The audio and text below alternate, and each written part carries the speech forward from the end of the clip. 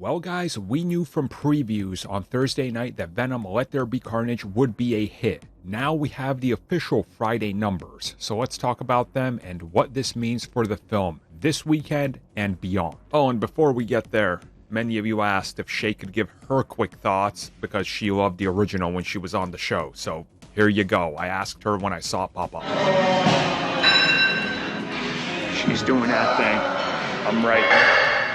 I'm supposed to ask her how she feels about Venom Let There Be Carnage. So we're just gonna wait a second. I'm supposed to ask you how you feel about Venom Let There Be Carnage, because fans are like, we remember when she was on the podcast, so give us like 15 seconds. I really liked it. I'm also a huge fan of Carnage. Mind you, here's my thing. Anti-Venom's my favorite. I like Carnage just because I'm a radical kid from the 90s, so. Also, Andy Serkis knows what he's doing because of the fact that you're able to see the difference between choreography to somebody who knows what they're doing when it comes to CG people compared to not. So there you go. That's our quick thoughts on it. We're gonna get back to this. You can find more of this wherever that thing pops up. There you go. I don't know how this works. YouTube.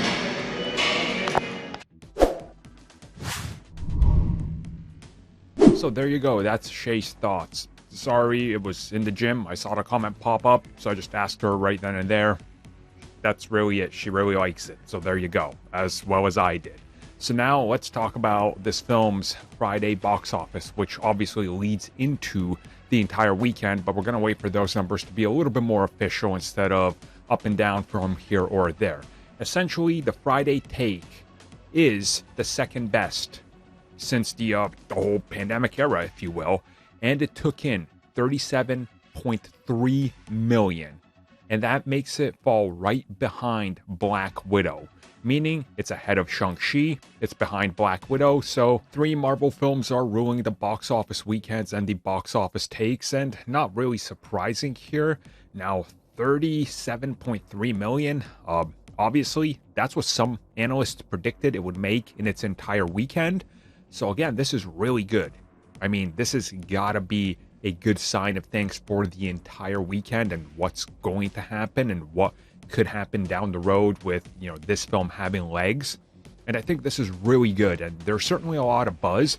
People are enjoying it way more than the first one because it's more rapid fire. And quite clearly, if you look at some showings throughout the, day, you could see that there's more showings happening because of the shorter runtime. Overall, if it did this good on Friday, I mean, you're probably looking at north of 70 million, I would assume, unless something insane happens. But again, who really knows?